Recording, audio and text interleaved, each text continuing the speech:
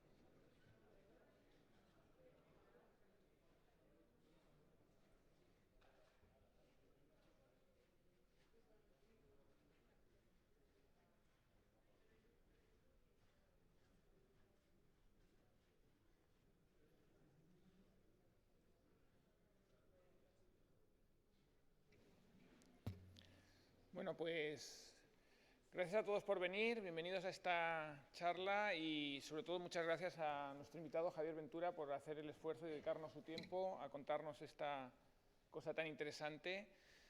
Yo tengo ya 50 años y yo no he visto seres humanos en la Luna, eso fue antes de que yo naciera, entonces quizás ya va siendo hora de que lo volvamos a ver en primera persona.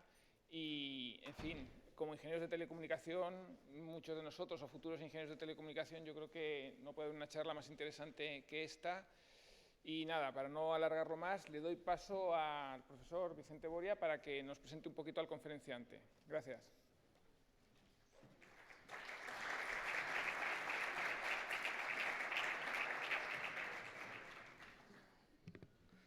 Hola, buenos días a todos. Muchas gracias por asistir. Agradecer también a la escuela, ¿no?, al equipo directivo y a Héctor la iniciativa de organizar esta charla sobre la estrategia de la Agencia Espacial Europea en navegación lunar y por conseguir traer aquí a un invitado como Javier, ¿no?, del prestigio que tiene. Voy a leer un poco algunos datos sobre Javier. Él es doctor ingeniero de telecomunicación por la Universidad Politécnica de Turín, Italia, y fue ingeniero superior de telecomunicación por la Universidad Politécnica de Cataluña. También obtuvo un máster en ciencia e ingeniería por la Universidad de Princeton, en New Jersey, Estados Unidos, y es graduado en un programa de alta dirección de empresas del Instituto de Estudios Superiores de la Empresa, IES. Desde hace más de 30 años, Javier trabaja en la Agencia Espacial Europea, la ESA, organización en la que ha estado inmerso en múltiples programas espaciales en el ámbito de las comunicaciones por satélite, observación de la Tierra, programa científico, microgravedad, programa de transferencia de tecnología y navegación por satélite, y ha trabajado en distintos centros de la Agencia Espacial Europea, en el centro tecnológico que está situado en Holanda, en STEC, donde tuvimos la ocasión de conocernos. También ha trabajado en Francia, en el Centro Espacial de Toulouse, así como en España, en el Centro de Astronomía Espacial que tiene la ESA en Madrid. Javier es un experto reconocido internacionalmente en el campo de la navegación por satélite. Y en ese ámbito pues, ha sido ingeniero jefe, jefe de misión y jefe de sistemas en todas las fases del proyecto de navegación EGNOS, que está operacional desde el año 2009 y es el precursor del sistema de navegación por satélite europeo Galileo. Ha participado en múltiples actividades como ingeniero de sistema también durante el desarrollo del Sistema Europeo de Navegación Galileo, desarrollos avanzados de tecnología y como coordinador de actividades científicas en el ámbito de la navegación por satélite. Ha trabajado también en el servicio del Gabinete del Director General de la ESA, habiendo sido director de la Oficina de Comunicación y Educación de la ESA en España y representante de la ESA en organizaciones internacionales como la Organización de Aviación Civil, Eurocae y también en el Comité Internacional de Navegación por Satélite de las Naciones Unidas.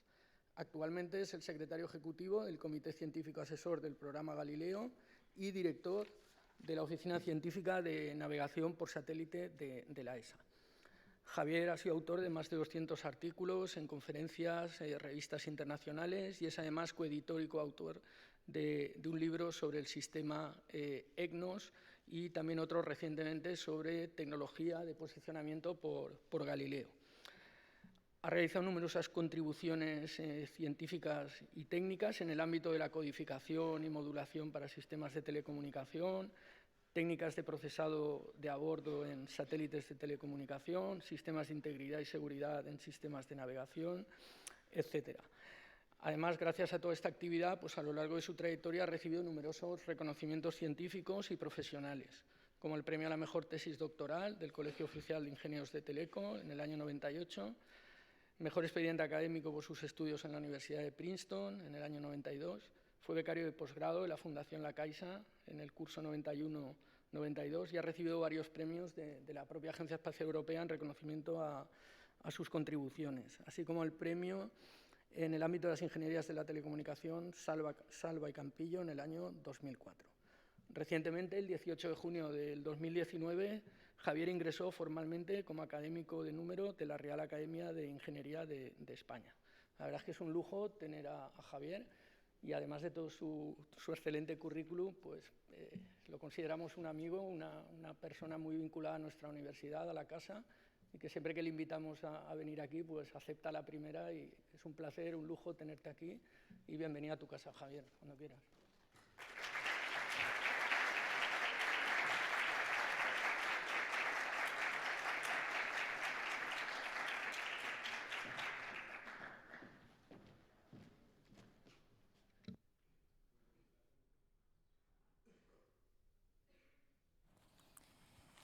Bueno, quería ver que funciona. ¿Me oís bien todos? Bueno, pues buenos días, Vicente, Héctor. Muchísimas gracias por invitarme, ¿no? Un verdadero placer estar en Valencia. Yo sabes que soy valenciano por todos los... me siento en casa completamente en la vuestra escuela, en la Politécnica de Valencia, una escuela para mí una referencia en España y a nivel europeo y mundial, ¿no? Y con gente extraordinaria, ¿no? Muchas gracias, Paco, también, amigo de la infancia, por invitarme.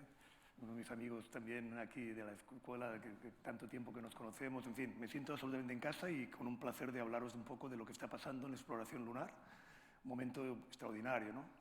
Yo hablaba antes tomando un café con ellos de si yo hubiera sido un estudiante durante la época de las misiones Apolo, ¿no? Que es extraordinario, ¿no? Haber vivido eso como ingeniero que me estoy formando, ¿no? Y de hecho influyó en grandes... muchas personas decidieron estudiar ciencia e ingeniería gracias a esas misiones, ¿no? De alguna forma eso lo vamos a vivir y vosotros vais a ser privilegiados, ¿no? De poder vivir esos momentos como ingenieros recién formados, ¿no? Y con la posibilidad también de trabajar en estos temas. Va a haber un cambio de paradigma extraordinario, ¿no? A ver, ¿funciona? Fijaros, ¿desde hace cuánto tiempo no estamos en la órbita lunar como seres humanos, ¿no? Desde el año 72, ¿no? Fijaros, justamente hizo 50 años, el 11 de diciembre, la foto famosa de Eugène Cernan, ¿no? el Apolo 17, que fue la misión más larga, ¿no? De 14 días en la superficie lunar. Desde entonces, de los más de 600 astronautas, solo ha habido 12, ¿no? Que han pisado la superficie lunar, y hace más de 50 años, y solo ha habido 24 de los más de 600 astronautas de la historia que han estado en órbita lunar, y el último hace más de 50 años, ¿no? no hemos vuelto a la Luna, ¿no? Y es extraño, ¿no?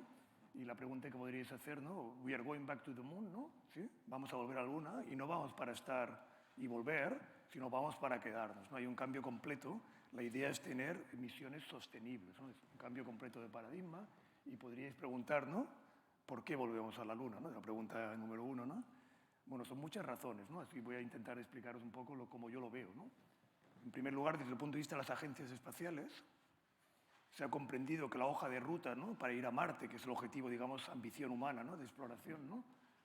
La misión directa realmente no es eficaz, ¿no? Que tiene muchísimo más sentido tener el aprendizaje en un primer asentamiento lunar. Todas las tecnologías que hace falta desarrollar se van a desarrollar bien fuera de la Tierra en condiciones lunares, temas de radiación, temas de propulsión, cómo utilizar el regolito, cómo sobrevivir en el lejano, todo el tema operacional, ¿no? En fin, una serie de tecnologías identificadas, ¿no? Que hacen falta en esa ruta marciana, que realmente la Luna es el camino natural, ¿no? Desde la Luna es posible despegar, es posible tener una estación orbital en la Luna, mucho más fácil ir hacia Marte, y ese es el camino, primero desde un punto de vista de exploración, ¿no? Pero otra razón importante es lo que vamos a hablar hoy también, es todo el ámbito de aplicaciones comerciales. Se está creando una industria lunar. Y dice, ¿esto cómo puede ser, no? Bueno, pues esto lo voy a explicar un poco y está pasando, ¿no? Hay un cambio de paradigma total. Hay posibilidades en la Luna, ¿no? Hay posibilidades de hacer negocio. Hay gente que va a enviarte cohetes y vas a pagarle, ¿no? Como SpaceX, ¿no? O gente que va a enviarte vehículos de aterrizaje y vas a pagarle para tener, por ejemplo, la Politécnica de Valencia, que quiere tener un experimento en la Luna, a lo mejor paga, ¿no? Y por poco dinero puede tener una posibilidad de tener un experimento lunar, ¿no? Pero en la Luna también hay materiales interesantes como titanio, tierras raras, ¿no? Que es conocido, fundamental en semiconductores, hay helio 3, hay las posibilidades de generar energía, hay grandes posibilidades científicas, ¿no? La Luna es como un fósil de nuestro sistema solar, ¿no? Tiene repertoriado los 4.500 millones de años de historia del sistema solar, de una forma geológica la tiene marcada la Luna, es interesantísimo para comprender nuestro sistema solar. La Luna no tiene fenómenos meteorológicos, no tiene placas tectónicas y por eso se ha conservado, ¿no? Y eso se puede estudiar, ¿no? La Luna es un sitio extraordinario, por ejemplo, para poner grandes telescopios, ¿no? Sin atmósfera, pero no tienen que estar en el aire, limitados en tamaño, puedes tener grandes superficies, ¿no? Grandes arrays de antenas, que son telescopios, pues, por ejemplo, parecidos a los que tenemos en Chile, ¿no? Con la ESO, ¿no? Es posible y es algo extraordinario, ¿no? Con unas condiciones de visibilidad únicas, ¿no? En fin, son tantas las razones también científicas. Yo creo que también hay un tema muy interesante. Los que somos más mayores, ¿no? Y los que se fijan en la vida, digamos, se dan cuenta de que aquellos que hacemos cosas diferentes, que trabajamos en tecnologías diferentes, es donde surge la innovación, ¿no? Las misiones Apolo fue un generador de ciencia y tecnología extraordinario, esto nadie lo discute, ¿no? Fue un antes y un después, ¿no? Estoy convencido, pero absolutamente convencido, que la exploración lunar va de nuevo a traer grandes tecnologías, ¿no?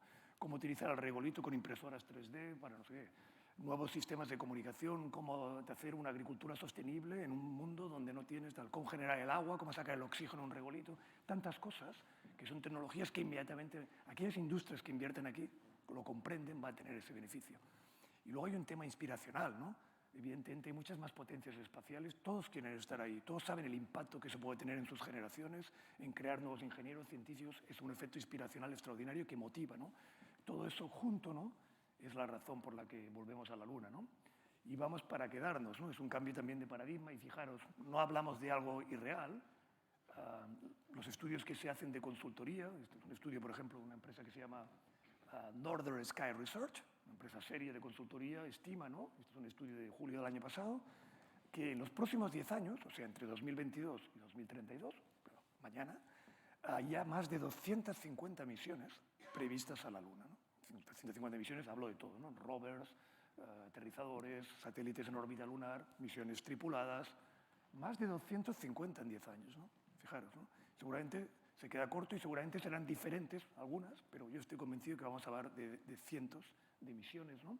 Y también, si uno analiza la economía asociada a estas industrias, se está hablando de más de 100.000 millones de 100 billions, ¿no? 100.000 millones de dólares, la economía asociada a estas misiones. O sea, hay una economía importante, ¿no? Todas estas misiones van a necesitar comunicaciones y navegación, ¿no? Y de eso os hablaré hoy, ¿no? Todo esto está pasando, ¿no?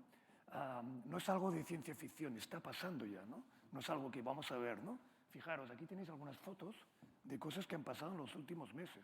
Nada, en diciembre, por ejemplo. se ha lanzado el Artemis 1. La misión Orion, la primera misión que va con las mismas naves que va a llevar a los seres humanos, ya ha pasado. El cohete SLS ya ha pasado, os lo voy a contar, ¿no? En diciembre del año pasado, ¿veis esta empresa iSpace? Es una empresa japonesa, completamente privada, que ha hecho en el primer lanzamiento una misión privada a la Luna y lleva cargas útiles. Estaba en estos momentos volando, es una misión de transferencia, digamos, de poco consumo, tarda, llegará en abril, ¿eh? Va hasta Lagrangianos prácticamente, ¿no? Es un tipo de órbita que te permite, tardas mucho tiempo, pero de una forma, digamos, con poco combustible, ¿no? ¿Qué está vendiendo? ¿Qué está vendiendo? Por ejemplo, está vendiendo a los Emiratos Árabes Unidos la posibilidad de llevar un rover que han hecho los Emiratos, se llama Rashid, le pagan. Está vendiendo carga útil a la Agencia Espacial Japonesa, está vendiendo carga útil a un satélite que va a poner en órbita a la NASA, ¿no? Es un modelo de negocio ya, esto está pasando en la primera empresa comercial, ¿no? Este año, 2023, hay 2 lanzamientos de empresas privadas. Una se llama Intuitive Machines, que va a lanzar un aterrizador que se llama Nova-C. Es parte de un programa de la NASA que se llama CLPS, Commercial Lunar Payload Services, que ha encargado a las empresas privadas, llévame carga útil de ciencia, ¿no? Pues Intuitive Machines. Otra empresa es una que se llama Astrobotic, también este año con una misión que se llama Peregrine, ¿eh? Está pasando ahora, ¿no? Fijaros, en diciembre tuvimos también, perdonad, la primera misión coreana en órbita lunar, el Korean Lunar Pathfinder, ¿no? La India va a lanzar el Chandrayaan 3 en este verano, ¿no? La Agencia Espacial Europea en noviembre decidió que aprobaba el programa Moonlight, que aprobaba la contribución a la Estación Espacial Lunar y que aprobaba también el programa digamos, de aterrizaje de naves de logísticas y el CRI, ¿no? Y la contribución en Gateway. Todo esto ha pasado en los últimos meses, está realmente pasando, ¿no? Desde un punto de vista institucional, sin duda alguna la referencia es el programa Artemis, ¿no? El programa Artemis es, digamos, el Apolo del siglo XXI, ¿no? Pero con mucha más ambición, ¿no? Este programa participa la Agencia Espacial Europea, participa la Agencia Espacial Japonesa, participa la Agencia Espacial Canadiense, y esto está pasando y también está pasando, porque fijaros, aquí veis una secuencia de misiones, Artemis 1, 2, 3, 4, 5, hasta 8 están definidas, ¿no? La misión Artemis 1 ya ha pasado, que os voy a contar. Es la demostración de que somos capaces de retornar a la Luna con naves que pueden llevar seres humanos, ¿no? Tan pronto como el año 2024, me hablaba Héctor, ¿cuándo volverás a tener seres humanos en la Luna? Y especulabas, a lo mejor después de 2030. Digo, no, el año que viene. Fijaros que pronto, en 2024, vamos a tener seres humanos en órbita lunar. Estos no se van a posar en la superficie, pero van a estar por primera vez desde el año 72. Seres humanos abandonan la órbita terrestre y van a estar en órbita lunar, ida y vuelta, ¿no? En este caso, preparando la siguiente misión, que es la Artemis 3. Pongamos 2025, a lo mejor 2026 o a lo mejor 2027, ¿no? Estamos ahí. En cualquier caso, durante esta década, por primera vez desde hace 50 años, seres humanos volverán a posarse. Una primera vez que será una mujer y un hombre de color, esto es lo que dice la NASA, ¿no? Y 4 personas, 2 estarán en la superficie lunar, 2 en órbita, y a partir de ahí, pues... Y a partir de ahí vamos a empezar a construir la Estación Espacial Gateway en órbita lunar, y a partir de ahí va a haber misiones recurrentes. Vamos a tener 3 europeos en órbita lunar en la estación Gateway, ya está confirmado la agencia, ¿no? Y estamos luchando, ¿no? Para tener también europeos antes de 2030 en la superficie lunar, ¿no? Fijaros qué emocionante, ¿no? La Artemis 1 se lanzó el 16 de noviembre del 2022, o sea, hace 2 meses, 3 meses, y ha sido un éxito y es un punto esencial, ¿no? Es un punto que da mucha credibilidad al programa Artemis, ¿no? Fue lanzado con este cohete, el SLS, Space Launch Systems, un cohete extraordinario, es algo así como, ¿os acordáis del cohete Saturno 5, ¿no? Que era inmenso, ¿no? Pues este es algo así, si no recuerdo mal, 15% más potente, ¿no? Que los Saturno 5, ¿no? Un cohete de 100 metros, ¿no? Que se lanza desde la plataforma 39B en el Centro Espacial Kennedy, un punto de la historia, ¿no? Es donde se lanzaban las misiones Apolo, con el Saturno 5, y donde se lanzaban los Shuttle, ¿no? Pues ahora se lanzan el SLS, ¿no? Aquí tienes una pequeña animación del lanzamiento, ¿no? Esto no es el lanzamiento, es la animación, ¿no? Pero un poco para que veáis las dimensiones, ¿no? Un cohete, pues aquí veis los 2 boosters laterales, la etapa central, ¿no? Estamos hablando de cantidades inmensas. La etapa central quema, si no recuerdo mal, 400.000 litros de oxígeno líquido y de hidrógeno durante 8 minutos, 400.000 litros, ¿no? Imaginaros qué barbaridad, ¿no? Después de la etapa central, que está a unos 8 minutos, esta etapa cae en el Océano Pacífico, ¿no? Se separa el sistema de protección de astronautas, que es lo que habéis visto, y está la etapa que llamamos interín criogénica, que es la que va a impulsar a la órbita de Translunar Injection, ¿no? La órbita de inserción lunar. Esto que veis en la parte de delante es Artemis. Hay una inyección de 45 minutos de esta etapa y luego una inyección de unos 18 minutos en una zona que se llama antinodal, que permite ya poner, digamos, nuestra nave Orion en funcionamiento hacia la Luna, ¿no? La idea es ir, la Luna se mueve y de alguna forma llegamos al mismo tiempo que llega a la Luna, ¿no? Esto es un poco el tipo de trayectoria, ¿no? La Agencia Espacial Europea realiza lo que llamamos el módulo de servicio de estas naves. O sea, Europa está en esta misión. Estas naves tienen el módulo de mando, ¿no? El módulo de la tripulación, ¿no? Crew Module, ¿no?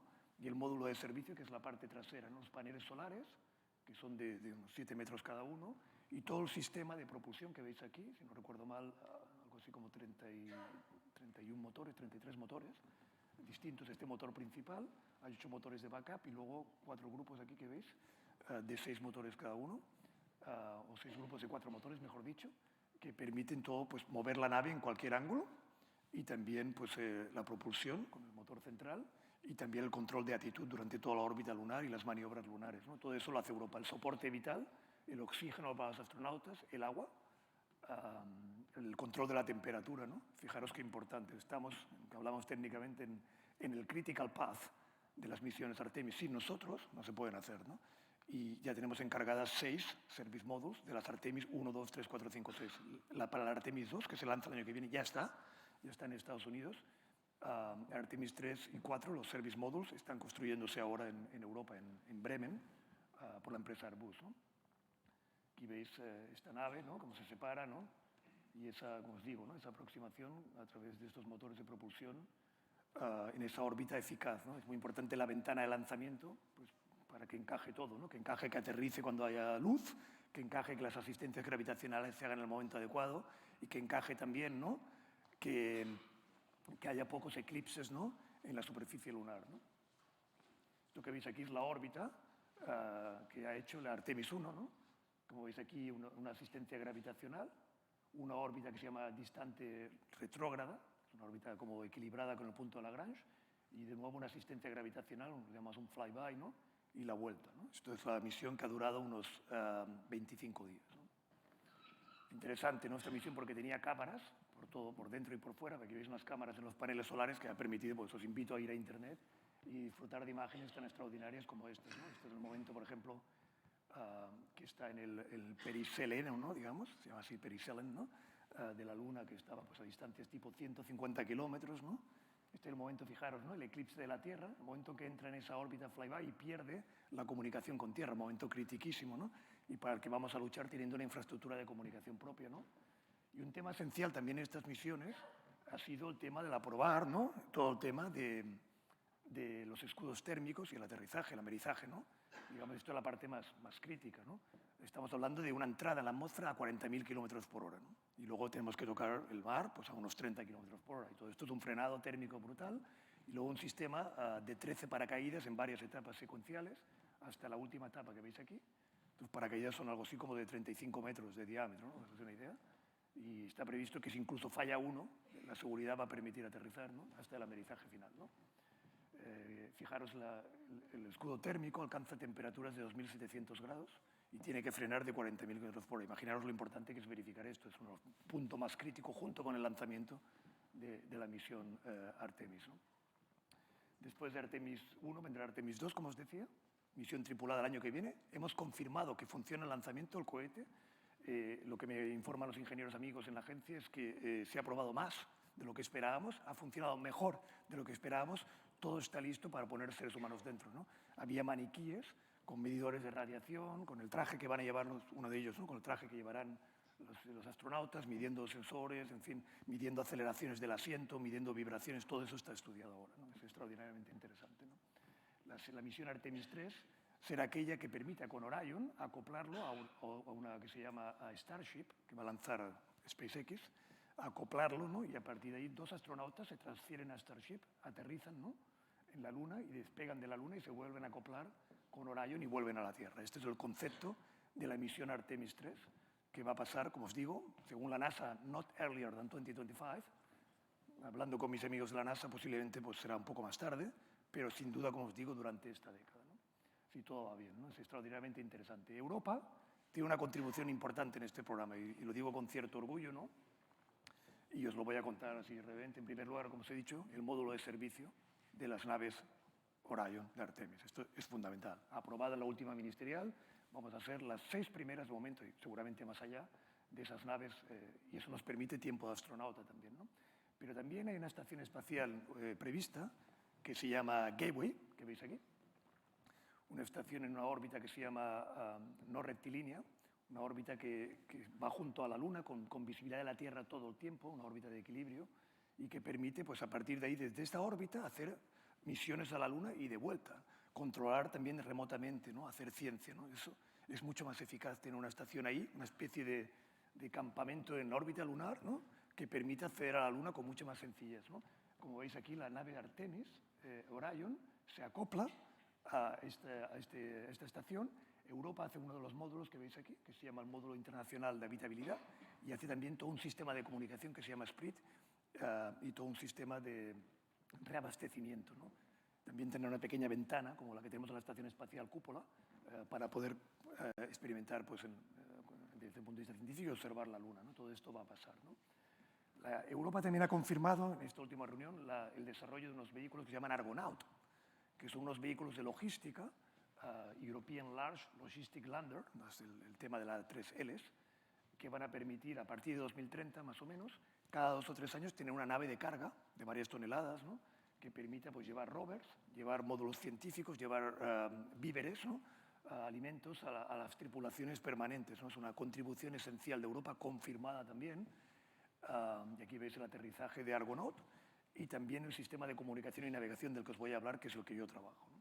Fijaros qué interesante, ¿no? Aquí veis una foto, de alguna forma, un dibujo, ¿no? De la contribución europea, ¿no? Ahí tenemos las naves Orion, módulo de servicio, las contribuciones a la Estación Espacial Internacional, el sistema de navegación y comunicación Moonlight y Lunar Pathfinder, que os voy a hablar yo ahora, que no os he contado mucho aún, las naves EL3, aquí veis 2, una aterrizado, pues otra que aterriza luego, ¿no? Y la contribución de astronautas europeos, ¿no? Como os digo, 3 ya en órbita lunar durante esta década y luchando por tener un astronauta en la superficie lunar. Y aquí no puedo resistirme pues, a enseñaros, ¿no? La última selección de astronautas, en la que yo estuve presente en noviembre. El 23 de noviembre se anunciaron en París, junto a la reunión ministerial. Y como veis aquí, Sara García, una española, ¿no? Que tuve también el honor de conocer en diciembre, y Pablo Álvarez, ingeniero también, que también es... Pablo está en lo que llamamos en el cuerpo permanente, 5 personas de los 19 están en el cuerpo permanente y Sara está con lo que llamamos cuerpo de reserva, ¿no? O sea, Pablo tiene muchas opciones de volar en breve, ¿no? Seguramente primero a la Estación Espacial Internacional, pero yo creo que los dos tendrán opciones en misiones lunares, con lo cual tendremos posiblemente, ¿no? En los próximos años astronautas europeos y, por qué no, españoles en órbita lunar, ¿no? Os decía que más de 250 misiones. Sí. Si uno piensa tantas misiones, todas las misiones en la Luna necesitan, evidentemente, tener comunicación y navegación. Necesitan comunicar con la Tierra, necesitan navegar, necesitan aterrizar, necesitan saber dónde están, si están en órbita necesitan posicionarse, ¿no? Y todo eso, de forma normal, hasta ahora, se hacía de forma dedicada, ¿no? Con estaciones de espacio profundo, con antenas, controlando la comunicación, como se ha hecho con las misiones Apolo, muchas de ellas en Europa, por ejemplo en Robelo de Chavela, ¿no? Pero evidentemente, ¿no? Todo eso evidentemente no es eficaz. 250 misiones cada uno no es eficaz, ¿no? Es como si en Europa, para comunicarnos al mundo, tuviéramos que tener cada uno nuestro propio sistema, ¿no? Y de alguna forma esto ofrece una oportunidad de crear un modelo sostenible, creando, este es el cambio de paradigma, la primera infraestructura permanente de comunicación y navegación en la Luna. O sea, que yo pueda contratar un servicio de comunicación, que me den un terminal y que pueda tener un vídeo de 50 megabits por segundo desde la superficie. O que yo pueda tener un terminal no muy diferente con un receptor GPS o Galileo y que en la Luna pueda aterrizar y que pueda navegar con precisiones de pocos metros, ¿no? Este es el cambio de paradigma absoluto, ¿no? Y eso estamos haciendo, y esos son los programas Lunar Pathfinder y Moonlight, en los que yo estoy trabajando directamente, tengo este honor, ¿no? Y que os voy a contar un poco la parte de navegación de ellos, ¿no? Aquí veis una especie de gráfico de una estrategia que definimos, ¿no? De cómo queremos utilizar la navegación por satélite en la Luna, y veis como 3 fases, ¿no? La fase 1 es, aunque os parezca increíble, ¿es posible utilizar GPS y Galileo en órbita lunar? GPS y Galileo están para navegar en la Tierra, ¿no? ¿Es posible coger parte de esa señal y navegar? Yo lo planteaba, ¿no? Y estaba catalogado de chalado, ¿no? Y los números salían, ¿no? Y en efecto es posible y lo vamos a hacer, ¿no? Como lo voy a explicar. Y eso lo vamos a incorporar en un satélite que se llama Lunar Pathfinder, GNSS, Global Navigation Satellite Service, usando GPS y Galileo en órbita lunar, ¿no? Y con precisiones interesantes, como os voy a contar, ¿no? La segunda etapa, eso es posible para la órbita, para aterrizar y en la superficie lunar no es posible, no hay dinámica, digamos. La siguiente etapa es, ¿por qué no hacemos un GPS, un Galileo en órbita lunar? Sabemos hacer la tecnología, ¿por qué no ponemos satélites en órbita lunar que generen señales parecidas a las que tenemos en Galileo GPS? Y esto es el programa Moonlight, combinándolo con un sistema de comunicación. Y eso es lo que hemos propuesto y que los ministros de la Agencia Espacial Europea han aprobado este 2022 para mi gran satisfacción que se implemente. Ahora os contaré un poco más en detalle, ¿no? La idea es concentrarse en el polo sur, inicialmente, entre 75 y 90 grados, 70-90 grados, donde la mayoría de las misiones, donde hay hielo y donde hay más interés, digamos, de asentamientos humanos, ¿no? Y la idea es extender eso a una cobertura global, poco a poco, y también tener sistemas de aumentación terrestres no lunares, en la superficie de la Luna, ¿no? Y todo eso va a pasar en una segunda generación. Este es un poco el plan. Aquí veis las dos misiones de Lunar Pathfinder. Esa primera recepción de GPS y Galileo se va a lanzar en 2025-2026. Estamos aún negociando si finales de 2025 se va a lanzar con la NASA. Os explicaré un poco, el hardware ya nuestro está prácticamente listo, ¿no? Y pues esto es muy pronto, ¿no? Y Moonlight, el primer satélite de Moonlight se va a lanzar en 2027, el primer servicio de comunicación y navegación. Y en 2030 queremos tener una constelación ya de 4 satélites ofreciendo un servicio muy digno, ¿no?, de navegación. Durante esta década, este es el cambio de paradigma, hoy ofrecerlo a las misiones Artemis, ¿eh? Esto que veis aquí es un dibujo del Lunar Pathfinder. Y aquí veis en esta parte del satélite una antena de navegación GNSS, un retroreflector láser, que os voy a contar, y una antena en banda X, ¿no? 3 sistemas de medir la posición del satélite con radio ranging en banda X, que es lo tradicional, con navegación por satélite, con un receptor Galileo GPS, como os voy a contar ahora, y también con un reflector láser para poder medir con estaciones de láser desde la Tierra, las 3 conjuntamente, ¿no? Esta es la órbita que va a tener Lunar Pathfinder. La Luna es difícil tener órbitas estables. La Luna tiene no tiene, digamos, una distribución de masa homogénea, tiene lo que se llaman mascones, que son concentraciones de masa. Una órbita baja en la Luna es muy inestable y puede acabar cayendo o tienes que hacer muchas maniobras, ¿no? Es muy importante encontrar órbitas estables que equilibren las distintas fuerzas, digamos, perturbadoras y que busquen puntos de equilibrio. Estas son las órbitas que se llaman Elliptical Lunar Frozen Orbits. Elliptical Lunar Frozen Orbits son órbitas que equilibran esos y que prácticamente son estables y prácticamente no necesitan maniobras para permanecer, ¿no? Son muy interesantes. En este caso, además, son órbitas que, si las enfocamos hacia el polo sur, la mayoría del tiempo el satélite estará en visibilidad del polo sur, y si queremos concentrarnos en esa zona de servicio, tiene mucho sentido que esos satélites utilicen estas órbitas. Esto lo vamos a testear aquí. Una pregunta que, claro, es la pregunta evidente, pero ¿es posible utilizar GPS y Galileo en la Luna? Esto es posible, los GPS miran a la Tierra, ¿no? Y está muy lejos eso, ¿no? Y si uno entiende cómo funciona la navegación por satélite, lo que se trata es tener satélites muy distribuidos en el espacio, ¿no?, que tengan lo que llamamos dilución de la precisión, DOP.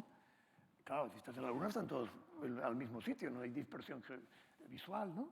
Y encima, fijaros, ¿no?, las dificultades son que toda la energía va en el lóbulo principal de la antena, enfoca a la Tierra. Y claro, no se trata de perder energía, pero bueno, un poquito de energía sale por los lóbulos secundarios que sale de la Tierra, el satélite, y eso puede llegar a la Luna, ¿no? Pero claro, lóbulos secundarios. Los satélites Galileo están a 23.000 kilómetros, 23.200 de altura, ¿no? La Luna está pues, a una media de 380.000 kilómetros y entre satélites y órbitas estaríamos hablando de 400.000 kilómetros. Con lo cual, muy poca señal, una mala geometría, muy poca potencia y encima la señal de navegación, porque no solamente recibe la señal, tengo que demodular y decodificar la señal, que aún es más difícil que simplemente traquear, ¿no?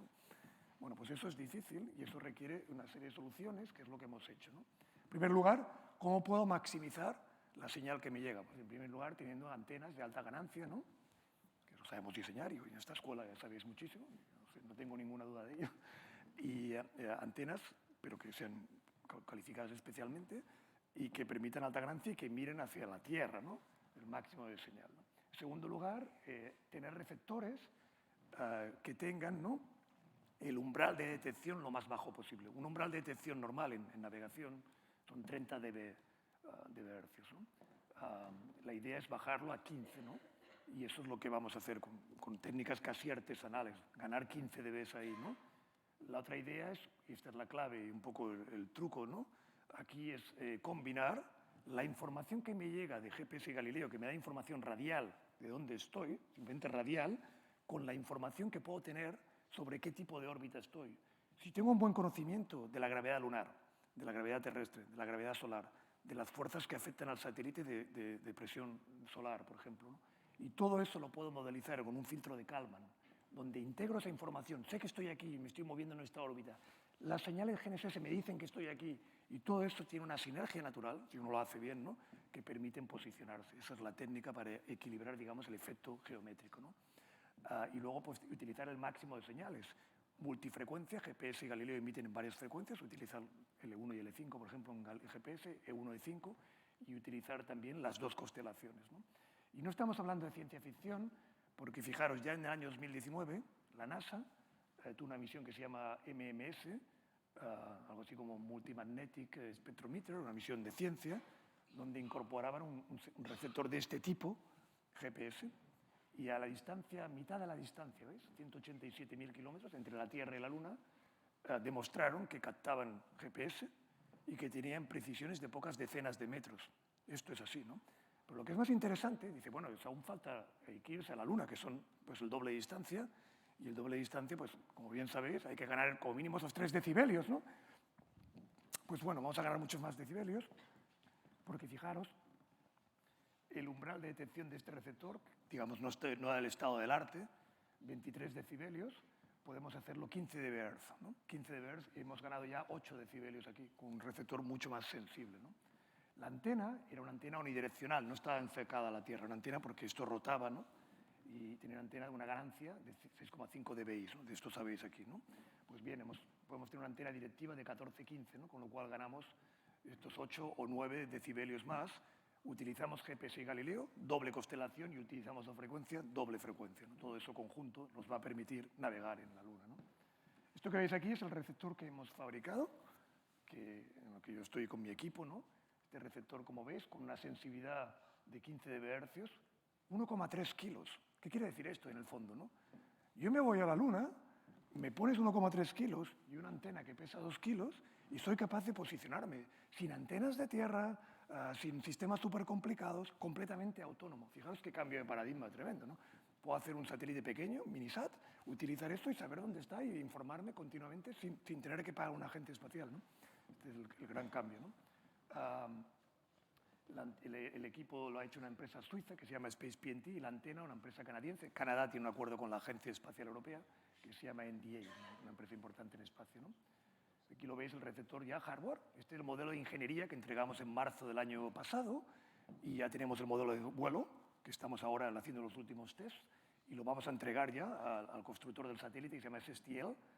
Lo vamos a entregar en mayo. Ya habremos acabado nuestro trabajo, esto integrado con la antena que veis aquí. Esto es una antena, esto os gustará, ¿eh? A Vicente seguro que yo lo veo ahí.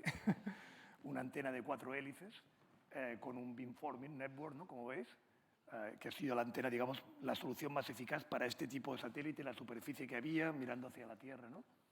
Pero en el futuro podríamos tener antenas, digamos, que puedan orientarse, ¿no? Porque, claro, el satélite se mueve y esa sería la idea, ¿no? Pero esto es un test, ¿no? Bueno, pues esto aquí lo veis vibrando, ¿no? Una vibración, un test que se ha hecho en Canadá, ¿no? Y ya está cualificada, ya la tenemos, se ha entregado ya, y la vamos a integrar para hacer un test con el receptor y integrarlo todo, como digo, el mes de mayo, ¿no? Esto que veis aquí son la ganancia de la antena, como veis, no lo veis muy bien, pero yo os lo digo, 15 decibelios en la banda L1, que es 1,5 gigahercios, y en la banda L2, que es 1,16 gigahercios, más una baja frecuencia, con lo cual la ganancia es menor, ¿no? Del orden de, como veis aquí, de 12, 11,5 en el boresight, ¿eh? Bueno, esta es la antena, y lo que hemos hecho es una simulación muy, muy detallada, utilizando la antena, generando las señales GPS y Galileo con los lóbulos secundarios que los tenemos muy bien modelizados en GPS y sobre todo en Galileo. Utilizando el mismo software, el mismo filtro de Kalman que vamos a implementar en el receptor, el mismo frontend, ¿no? Y también los modelos gravitacionales de la Luna y de la Tierra, todo eso simulado, una simulación compleja, y vamos a ver, bueno, ¿y esto cuánto sale, no? Pues bueno, los datos que tenemos en una órbita como Lunar Pathfinder, en tiempo real y de forma autónoma, utilizando este receptor de 1,3 kilos, vamos a tener precisiones, como se ve aquí, del orden de 40 metros, ¿no? Esto es lo que nos dice la simulación. Por debajo de 50 metros, a ver, estar a 400.000 kilómetros y colocarse con 50 metros no está mal, ¿no? Y de hecho, en las técnicas de radiometría y tal, están hablando en tiempo real, son más tipo 1 kilómetro, 100 metros, ¿no? Estamos aquí hablando de 50 metros en tiempo real. Si hago postprocesado, puedo tener precisiones incluso mayores, ¿no? Y esto es el primer paso, ¿no? Yo creo que vamos a cambiar aquí un paradigma y eso se podrá utilizar en tantos satélites en órbita lunar gratis, ¿no? Simplemente desarrollando el receptor, ¿no? Y esto lo vamos a demostrar en 2026, ¿no? Como digo, es un cambio de paradigma. ¿Por qué? Porque, en primer lugar, es completamente autónomo, ¿no? No necesito un agente espacial que me ayude, ¿no? En segundo lugar, evidentemente, mucho más barato, ¿no? Reduce costes operacionales, ¿no? Las prestaciones son superiores, 50 metros, ¿no? Y seguramente yo creo que vamos a ir mejorando, ¿no? Permite una cosa interesante también, aparte de posicionarte, tener una referencia de tiempo. El receptor de navegaciones trae el tiempo. El tiempo GPS Galileo está ligado al tiempo universal UTC, ¿no? Puedo tener un tiempo en la Luna ligado al tiempo UTC. La cuestión del tiempo es extraordinariamente interesante en la Luna, ¿no?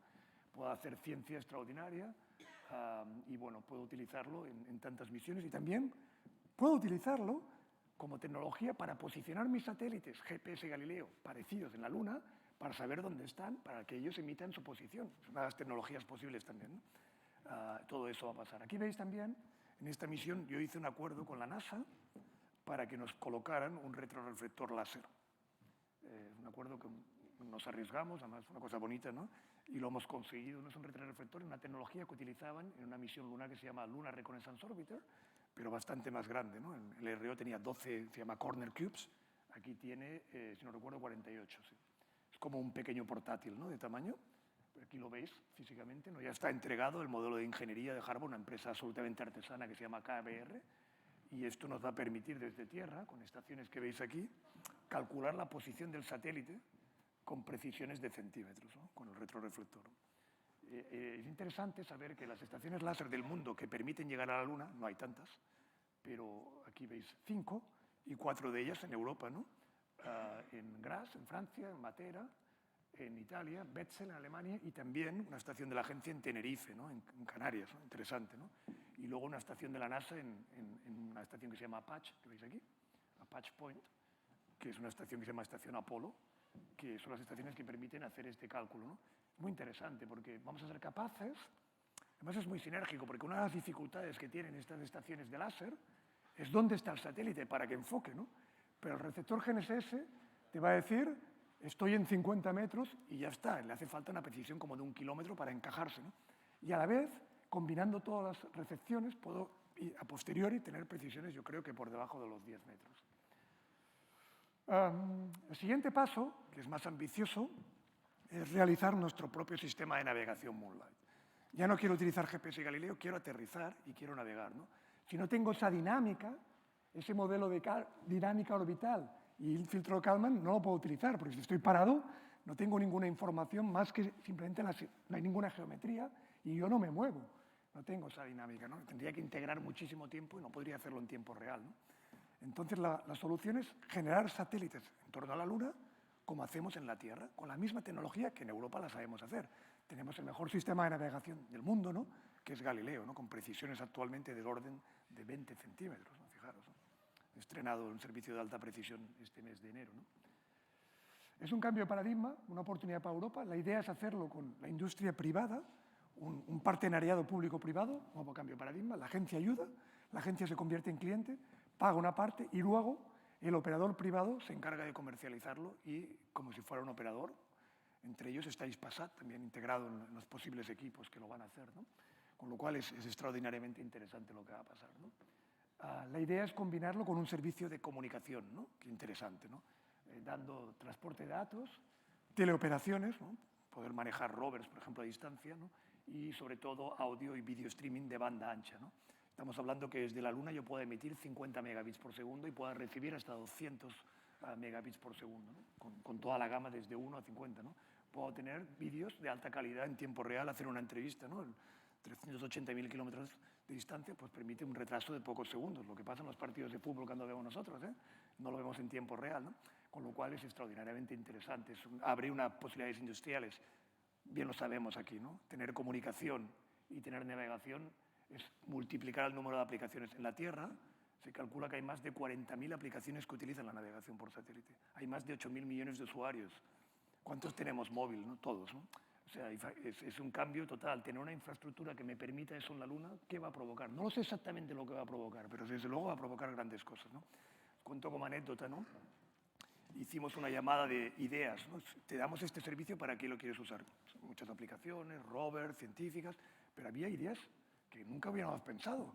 Por ejemplo, bancos que te decían, yo quiero tener todas mis bases de datos en la Luna, completamente diversificadas con la Tierra y la posibilidad de acceder a esos datos, ¿no?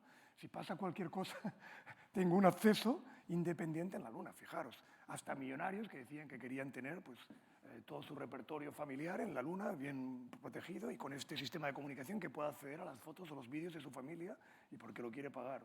Cosas así increíbles, ¿no? Realidad virtual, en fin, mineralogía, explotación. No os podéis imaginar la de cosas que van a pasar. También vemos que tenemos unos servicios adicionales, un servicio de búsqueda y rescate. ¿Eso para qué? La idea es que los astronautas, cuando hagan lo que llamamos extravehicular activities, salgan con estos equipos, si les pasa algo, puedan pedir ayuda a través de nuestro sistema, como ocurre en la Tierra con el sistema de Search and Rescue, ¿no? Búsqueda y rescate, se le informe de que se ha recibido y se active la ayuda, por ejemplo, desde el campamento base, ¿no? Ese tipo de servicios. O servicios de alerta e información, que, por ejemplo, a un astronauta le informen de que el nivel de radiación es demasiado alto o que hay peligro de una tormenta solar que va en dirección hacia la Luna y por lo cual tiene que ir a la zona protegida. Todo este tipo de cosas estamos concibiendo, ¿no? La idea es atacar la zona entre 75 y 90 grados. De hecho, nosotros, esta es la definición que hace la NASA del Polo Sur, digamos. Nosotros vamos a ver hasta 70 en nuestra especificación, 70-90, y hasta 200 kilómetros de altura, que es un poco para poder aterrizar, ¿no? También vamos a dar servicio en órbita, ¿no? Pero lo más interesante es poder aterrizar y navegar y poder comunicarse en esta zona. ¿Por qué el Polo Sur, no? El Polo Sur es el más interesante en la Luna actualmente. Tiene hielo permanente, ¿no? Tiene zonas de luz permanente, tiene zonas de oscuridad permanente donde hay hielo. Es el sitio donde más del 90% de las misiones se van a concebir, ¿no? Y donde seguramente, estoy convencido de ello, va a haber los asentamientos humanos, ¿no? Fijaros qué emocionante. Primeros asentamientos humanos medio permanentes fuera de la Tierra. Esto no ha pasado nunca en la historia de la humanidad, ¿no? Eso va a pasar en nuestras vidas, ¿no? Aquí veis un poco la estructura, lo que sería un sistema de navegación, ¿no? Pues lo que vamos a hacer, ¿no? Lógicamente hace falta antenas en tierra que calculan las posiciones de los satélites y sincronizan los satélites para generar las señales de navegación. Hace falta una constelación, inicialmente 4, como os voy a explicar. Hace falta cargas útiles, unas payloads parecidas a los que tenemos en Galileo, que generen la señal a bordo, que tengan un reloj atómico a bordo, que estén sincronizados y que generen la señal CDMA, como hacemos en tierra, con códigos parecidos, ¿no? Para que un receptor pueda posicionarse con dispersión geográfica, ¿no? Geométrica, ¿no? Un receptor de navegación no muy diferente a un receptor que podemos tener en un satélite de órbita baja, ¿no? Un receptor sencillo, de pocos kilos, ¿no? Y la idea en el futuro de tener también complemento en la Luna, ¿no? Por ejemplo, estaciones lunares. Hoy por hoy la estimación de la órbita la hemos hacer de la Tierra. No tenemos una perfecta visibilidad, ¿no? Pero en el futuro podemos tener estaciones en la Luna que observan y que pueden medir si tienen un retroreflector láser, pueden saber dónde están y a través del sistema de comunicación informar y así vas corrigiendo, ¿no? Puedes tener también sistemas diferenciales, ¿no? No ciencia ficción. Tienes un sistema de navegación, tienes un punto perfectamente trazado en la Luna con láser y a partir de ahí invitan las correcciones diferenciales a varias decenas de kilómetros, es lo que hacemos en la Tierra. Pero encima de la Luna no hay ionosfera, con lo cual no se decorre, no hay troposfera, ¿no? O sea, hay cosas que son mejores. Pocas interferencias habrá en la Luna, ¿no? O sea, hay cosas que juegan a favor, ¿no? El sistema actual es 4 satélites. Esto es lo que hemos propuesto. 3 de ellos de navegación, puros, pequeños Galileo, digáis, y un sistema, un satélite más grande, que es de navegación y comunicación. El de telecomunicación es grande, ¿no? Estamos hablando de banda K, de banda X, de 200 megabits, evidentemente es un satélite mayor, ¿no? Pero también incorpore la señal de navegación. O sea, 4 satélites de navegación, 3 estaciones de tierra. ¿Por qué 3? ¿No? Pues separadas 120 grados en longitud, ¿no? Siempre tener visibilidad de los satélites y una monitorización continua para ese cálculo orbital, por ejemplo, ¿no? O sea, una visión continua de misión. Estas son las órbitas, como os decía antes, Elliptical Lunar Frozen Orbits, de forma que siempre tengamos el máximo número de satélites en visibilidad del polo sur, ¿no? Y esas órbitas son típicamente, hoy por hoy la propuesta es 24 horas. Es interesante que tengan el ciclo de la Tierra, ¿no? Hay que adaptarse, ¿no? Y que prácticamente 16 horas están en visibilidad el satélite en el polo sur, ¿no? Y si los combinas bien y los pones bien, ¿no? Pues tienes 3 o 4 satélites en visibilidad un gran tiempo, ¿no? No hace falta las 24 horas. Nuestro requerimiento es por lo menos a 15 o 16 horas de 24 tengo servicio de navegación y sé cuándo son. Se puede decir, oye, aterriza en esta ventana, ¿no? Es el servicio inicial. Haz tu extravehicular activity en esta ventana, ¿no? Y son 15 de 24 horas, ¿no? Y poco a poco iremos aumentando eso con más satélites, ¿no? Aquí lo veis, ¿no? Cómo se mueven, ¿no? La idea es que estén, fijaros, ¿no? 3 o 4 satélites enfocando al polo sur, moviéndose de forma muy lenta en el aposeleno y de forma rápida en el periseleno, ¿no? La idea es utilizar las tecnologías que hemos utilizado en Galileo. ¿Por qué reinventarlo? ¿Por qué no hacemos lo mismo? Ha funcionado de maravilla, ¿no? Este ha sido el concepto y la NASA nos sigue y está de acuerdo y estamos haciendo unos estándares internacionales, a ello me dedico yo ahora, que especifican eso, de forma que seamos interoperables, ¿no? ¿Cómo se calculan las órbitas en este tipo de sistemas, ¿no? Pues evidentemente lo primero es observar al satélite y poder medir desde un punto de referencia qué distancia está el satélite y poder integrar la órbita con el modelo de la órbita, ¿no? Esto es el principio de orbitografía, ¿no? Entonces, las técnicas naturales en espacio profundo es medir el rango y el Doppler, la variación de Doppler, con transpondedores, ¿no? Que desde la Tierra mides pues, cómo se va cambiando, sabes la órbita y más o menos integrando calculas, ¿no?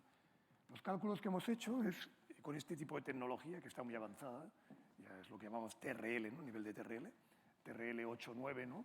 Es posible calcular las órbitas con las precisiones que necesitamos, tipo 20 metros, ¿no? Es la precisión que queremos en la órbita lunar, es posible y es sencillo, con antenas no muy grandes desde Tierra en banda X o en banda K, estamos discutiendo seguramente en banda X, sería lo primero. La otra idea es utilizar GPS y Galileo para saber dónde está el satélite, como os he explicado antes, ¿no?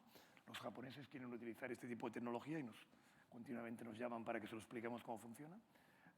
Pero la idea en el futuro podría tener comunicación entre satélites, Intersatellite Link, de forma que no hace falta que todos comuniquen con la Tierra, uno comunica y los demás hacen su rango con respecto al otro satélite, ¿no? Esto lo hacemos en la Tierra y Galileo, la segunda generación, lo va a tener, ¿no? Otra idea, más para el futuro, sería tener satélites en órbita baja que hacen de estación de referencia o estaciones en órbita en la superficie lunar, ¿no? En la primera etapa lo vamos a hacer así y las precisiones que nos dan son suficientes, ¿no? Un tema muy interesante en la navegación es, en primer lugar, cuál es la hora de la Luna, ¿no? ¿Qué hora es en la Luna, ¿no? Hay que definir el Lunar Reference Time, ¿no? Estamos en ello. Personalmente, con mi equipo, ¿no? Estamos dirigiendo grupos internacionales de definir, como se ha hecho en la Tierra, ¿no? Tenemos el tiempo universal, tenemos unos laboratorios que contribuyen a través de unos relojes atómicos, varios de ellos en Europa, el VIPM o la misma ESA en STEC o ESOC. Tenemos relojes que contribuyen al tiempo europeo, que contribuye al tiempo UTC europeo y a partir de ahí un tiempo universal, ¿no? Tenemos que definir ese tiempo en la Luna y tenemos que todos los sistemas sean referidos al mismo tiempo lunar, ¿no? El GPS y Galileo están todos referidos al UTC con unas ciertas discrepancias, pero tienen una referencia. Pues lo mismo va a ser en la Luna, ¿no? Y en esto estamos trabajando. Es muy interesante. En la Luna, los astronautas tendrán que vivir con un ciclo parecido a la Tierra. Duermen, despiertan. Es importante que tengan horas. Y es importante que tengan horas. En la Luna no hay días y noches como en la Tierra. En el Ecuador los días duran algo así como 2 semanas y las noches duran como 2 semanas. O sea, que fijaros lo importante que es eso. Se podrían definir tiempos zonales como hay en la Tierra, ¿no? Todo este debate está ahí, ¿no? Y el otro tema muy importante es tener modelos de referencia, lo que se llama Selenocentric Reference Frame. O sea, ¿dónde están las cosas en la Luna? En la Tierra tenemos el International Terrestrial Reference Frame, si bien lo sabéis también en la escuela de aquí. Hay que definir un International Lunar Reference Frame y medirlo y poner estaciones geodésicas en la Luna y ir mejorando, y con los satélites ir mejorando esto, tener precisiones en el mundo ideal del orden de centímetros, ¿no? Es lo que sería el objetivo a largo plazo, ¿no? Entonces, en esto estamos trabajando en esa definición internacional muy interesante. Bueno, ¿cómo bien funciona este sistema? Pues que os voy a contar una simulación seria. Esto que veis aquí es el típico aterrizaje de un módulo de aterrizaje lunar, ¿no? Típicamente entre la fase final, como veis, como entre 100 kilómetros y aproximadamente 1 hora y media de fase de aterrizaje, ¿no? Hay una fase, digamos, que se llama coasting, donde los motores vuelan, digamos, en paralelo a la superficie lunar. Una fase de frenado, que se llama, que veis aquí, ¿no? Entre 500, a distancia del suelo, ¿no? De 500 kilómetros a 2 kilómetros. Estamos a unos 15 kilómetros de altura. Y aquí veis, solamente del orden de 2 o 3 kilómetros de altura, hay un cambio, una maniobra que se llama pitch maneuver, que lo que hace es poner los motores de frenado, evidentemente, en la dirección de la superficie lunar para frenar y aterrizar en el sitio adecuado, ¿no? Y al final aterrizas, ¿no? Y ahí, pues, a ver qué precisión tienes, ¿no? Esto es el objetivo, ¿no? Para hacerlo hoy por hoy, ¿cómo se hace, no? Se hace con sistemas de navegación de guiado, se llama Guidance Navigation Control, ¿no? GNC. ¿Qué tienen? Pues, por ejemplo, tienen cámaras que reconocen el terreno, en la fase final, y conocen cráteres, tienen conocimiento y pueden decir dónde están, más o menos, si tienen visibilidad. Tienen Dopplers, radares de Doppler, altímetros, sistemas inerciales integrados, todo esto es un sistema complejo, ¿no? Nuestra propuesta y cambio de paradigma es que prácticamente puedes simplificar todo esto con un receptor de navegación de Moonlight. Posiblemente es interesante combinarlo con otros sensores, pero vas a simplificar enormemente el problema, ¿no? Aquí hemos hecho una simulación con simplemente un pequeño altímetro barato, un altímetro, usando esencialmente la navegación y un pequeño sistema inercial, quitando el Doppler, quitando la cámara visual. Y os voy a decir también que por qué es importante la precisión, porque, fijaros, hay dos zonas especialmente interesantes en misiones lunares, unas que se llaman los picos de luz eterna. ¿Eso qué quiere decir? ¿No? Hay zonas en la Luna donde prácticamente siempre tienes iluminación solar. Esto que veis aquí, por ejemplo, es qué porcentaje del tiempo en 20 años tengo iluminación solar, ¿no? Y veis zonas cercanas al 100%. Prácticamente el 100% del tiempo tengo iluminación solar. Esto que veis aquí son kilómetros, o sea, estos son 500 metros, con lo cual si veis una zona de estas roja, estamos hablando que si quieres aterrizar ahí, que es muy interesante porque podré tener energía solar todo el tiempo, ¿no? Prácticamente todo el tiempo, tienes que aterrizar sin equivocarte, con precisiones, pues poder calcular aquí, ¿no? De 50 a 100 metros, no te puedes equivocar, ¿no? Con esos sistemas que os he explicado tradicionales, las precisiones son 200, 300 metros, ¿no? Nuestro sistema de navegación permite aterrizar con precisiones por encima de los 50 metros y aterrizar en estos puntos, ¿no? Hay otros puntos interesantes que son los puntos de permanente oscuridad, que es como el otro caso, ¿no? Si yo quiero estar en una zona de hielo, porque quiero extraer agua, oxígeno, combustible para mis naves, tengo que aposentarme ahí, ¿no? Pero claro, aterrizar en una zona de hielo oscura, las cámaras visuales no lo ven, ¿no? Y con lo cual el sistema guiado puede ser peligroso.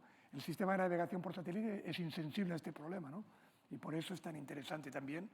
O sea, digamos que no solamente aumentamos la precisión, simplificamos el sistema mucho y permitimos hacer escenarios operacionales que si no, no serían posibles, ¿no? Aquí hemos hecho una simulación. Estos son los 13 sitios que están identificados, uno de los 13 será, ¿no?, donde va a aterrizar la misión Artemis 3, ¿no? Están identificados sitios con interés científico, con la posibilidad, digamos, desde un punto de vista del sistema de navegación de aterrizar, cerca de zonas de hielo, pero con visibilidad, ¿no? Estos son los que ha identificado la NASA, ¿no? Y hemos hecho una simulación en este punto que se llama Connecting Ridge, que es un punto clásico en la Luna, ¿no?, en el Polo Sur. Todos estos están muy cerca del Polo Sur, ¿no? Y bueno, no os cuento en detalles la simulación. Entonces vas viendo satélites. Hemos hecho con solo 3 satélites, solo con 3, tenemos 4, ¿no? El caso, veis, va mejorando la precisión. El momento que tocamos suelo, nuestro sistema, prácticamente nuestro sistema, con un pequeño sistema de altímetro, barato, prácticamente eso, nos permite precisiones de aterrizaje de 20 metros. Esto es lo que nos dicen nuestras simulaciones, con la precisión orbital y la sincronización de tiempo que somos capaces de hacer, ¿no? Fijaros qué cambio de paradigma, ¿no? Con 2 o 3 kilos aterrizo en 20 metros y en cualquier parte del Polo Sur, ¿no? Esto es lo que va a pasar. Y puedo navegar también en la superficie lunar. Nuestros cálculos son del orden de 10 metros en tiempo real, ¿eh? ¿Todo esto qué significa? Pues evidentemente mejor precisión. Puedo hacer escenarios que no podría hacer de otra forma, aterrizar en zonas de luz permanente, en picos de luz eterna, ¿no?, y simplificar enormemente los sensores y de alguna forma hacer mucho más accesible la Luna a misiones comerciales, ¿no? Si encima la comunicación la tengo también con un sistema de comunicación sencillo, ¿cuánta gente más va a poder llegar, ¿no? Y a partir de ahí es la creencia de ese interés comercial, ¿no? Hoy por hoy la agencia trabaja con la NASA. La idea es ofrecer este sistema Moonlight a las misiones Artemis. Estamos en ello. créanme, con completa determinación. Hemos firmado un acuerdo de cooperación entre la ESA y la NASA, Moonlight Artemis, donde el sistema Moonlight es una de las prioridades de la NASA de utilización en Artemis. Nuestras especificaciones de comunicación y navegación se han hecho teniendo en cuenta las necesidades de las misiones Artemis, ¿no? Fijaros qué emocionante, ¿no?, trabajar en un sistema que a lo mejor se utiliza por esas misiones tripuladas de la NASA, ¿no? Y que la NASA tiene su propio sistema, pero le tiene gran interés en tener un sistema redundante o un sistema combinado. Estamos trabajando en lo que llamamos LunaNet Interoperability, ¿no?, que lo que permite que nuestros dos sistemas se puedan utilizar a la vez. Cuando estáis con vuestros móviles, aunque no lo sepáis, muchísimas veces utilizáis GPS y Galileo a la vez. Hemos hecho acuerdo entre los dos para que utilicemos las mismas frecuencias, con lo cual las mismas antenas, para que tengamos sistemas de referencia, digamos, desde un punto de vista geográfico comunes, para que las señales de tiempo de uno a otro se puedan relacionar, ¿no?, modulaciones parecidas, ¿no?, y todo eso permite utilizarlo, ¿no? Eso lo estamos haciendo antes de construir los sistemas, de forma que sean interoperables el sistema de la NASA y el sistema de la ESA. Y podríamos diseñar también que nuestras constelaciones no fueran exactamente en el mismo momento, de forma que en vez de 15 horas tengas 24 horas de servicio, por ejemplo, ¿no? En eso estamos trabajando, ¿no? Aquí veis nuestro director general, el profesor Asbacher, con el director de la NASA, el administrador de la NASA, con este acuerdo de cooperación en Lunar Pathfinder y también en Artemis y Moonlight, ¿no? Es una foto de junio del año pasado en el Consejo de la Agencia que tuvo lugar en STEC, por cierto. Aquí veis gente que a lo mejor hasta Vicente conoce. Bueno, pues, ¿dónde estamos en la realización de este sistema? Pues hasta el año pasado hemos hecho 2 estudios paralelos. En la ingeniería espacial, como sabéis, hay fases, ¿no? A, B, C, D, E, ¿no? Pues la fase ABA, la concepción del sistema, la hemos completado en noviembre con 2 consorcios. Aquí veis el consorcio, ¿no?, con empresas también españolas, como veis, Hispasat y GMV, ¿no? Y estos 2 consorcios han competido, pero ahora hemos lanzado, este lunes, no hace mucho, este lunes, 27 de febrero, ¿no?, hemos lanzado ya la Invitation to Tender, este es el término, para que las empresas que quieran construir Moonlight apliquen, ¿no? Tiene un contrato de 600 millones de euros. Hemos estado trabajando como locos, ¿no?, después de la ministerial, donde dicen, para lanzar las especificaciones del servicio. Esperamos las propuestas el 26 de mayo y, si todo va bien, pues este verano empezar ya la construcción, las fases siguientes, para tener el sistema inicial en 2027, un primer satélite, y los otros 3 en 2029-2030. O sea, antes de esta década tener esto operacional en la Luna, ¿no? Es extremadamente interesante, ¿no? Yo voy a acabar prácticamente contaros que aquellos que queráis saber más de este sistema, hemos hecho una cosa que llamamos un white paper. Esta presentación no tengo ningún problema en dárosla, pero veis un white paper que se llama Moonlight White Paper, que explica un poco todo esto desde un punto de vista estratégico y por qué es tan importante, pues es interesante. Y una serie de publicaciones, tenemos como 40 publicaciones sobre el tema. Estas quizás son las demás de divulgación de alto nivel, Insight Genesis, aquí veis mi nombre, sobre cómo hacemos GPS y Galileo en la Luna y cómo vamos a hacer una constelación propia, ¿no? Esto tienen ya 2 años, pero explican, son los papers pioneros, ¿no?, de este concepto, ¿no? La idea visionaria, ¿no?, esta mañana hacía una entrevista y decía, ¿cuál es tu reto? ¿No? Mi reto es que esto funcione y que esto lo podamos extender por el sistema solar, ¿no? Que podamos tener un sistema de Internet mundial, ¿no?, universal en todo el sistema solar, ¿no? Esto no sé cuándo llegará, ¿no? Pero la idea es poder extender este concepto. Para eso vamos a la Luna, también a Marte, ¿no? Fijaros qué interesante es Moonlight, ¿no? Una infraestructura europea, ¿no? Europa tiene una contribución clara, ¿no? Servicios con operadores europeos que lo dan a todo el planeta Tierra, ¿no?, y en la Luna, ¿no? Misiones lunares efectivas, la creación de una economía, muchas más misiones científicas, porque un tema muy importante es esa comunicación y navegación, permiten hacer gran ciencia, ¿no? Yo creo que un orgullo europeo, la posibilidad de que Europa coopere con la NASA, nuestro sueño es que estos acuerdos te damos el sistema Moonlight y nos lo cambias, por ejemplo, por tiempo de astronauta, o conseguimos que tengamos un astronauta en la superficie lunar gracias a esa colaboración, ¿no? Este tipo de acuerdos, ¿no? Una economía, quien crea los sistemas tiene muchas más posibilidades de economía, ¿no? Conoce, tiene sus industrias, sus receptores, y la idea es extender este concepto un día a Marte, ¿no? Yo creo que nuestro sueño es tener un europeo en la superficie lunar antes de 2030. Yo creo que esto es posible, realista. Nuestra visión, ¿no?, a largo plazo es tener un europeo en Marte pues alrededor de 2040, ¿no? Yo creo que no es imposible y espero que todos los que estamos aquí veamos eso y podamos acordaros de esa conferencia que decía Javier, pues esto ha pasado, ¿no? Hay un último vídeo que me gustaría enseñaros que dura 2 minutos, que explica la misión Moonlight. Espero que vaya el sonido, vamos a probar. Vamos a ver si funciona. Explica un poco interesante, vais a ver. We're going back to the moon. For the first time in more than half a century, humans will walk on the moon again. But this time, we'll feel closer. In the decades since we've been away, the giant leaps have happened here. The people on our planet have learned to thrive in a digital world, a connected world. The people who next walk on the moon will now be able to enjoy this same connectivity because of ESA's Moonlight Initiative. A lunar constellation of satellites and base stations providing seamless connectivity back to Earth, allowing new possibilities for discovery. To communicate, to navigate, and to explore our place in the universe more deeply than ever before. With more countries than ever set to embark on their own lunar programs, Moonlight will support a permanent lunar space station that will orbit the moon. A gateway to these further journeys, so instead of going back, we can go forward to the moon, together, and this time, to stay.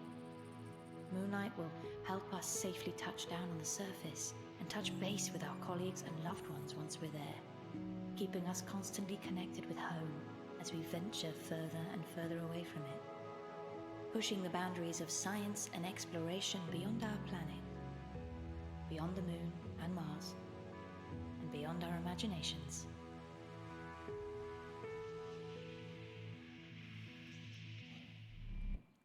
Pues nada, eso era todo. Muchísimas gracias, espero que haya sido interesante y un placer estar aquí.